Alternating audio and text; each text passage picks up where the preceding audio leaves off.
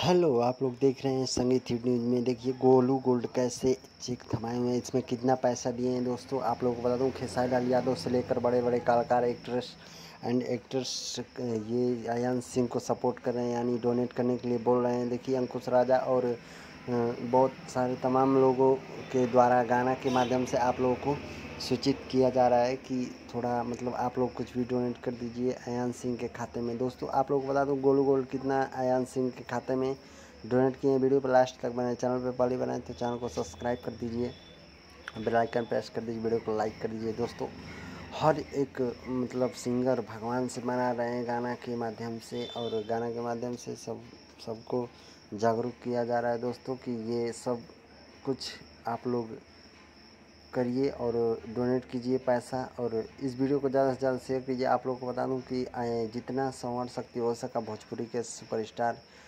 Golu gold ने दिया पैसा। वीडियो अच्छा लगा तो शेयर, लाइक, सब्सक्राइब करें, कमेंट करें। धन्यवाद।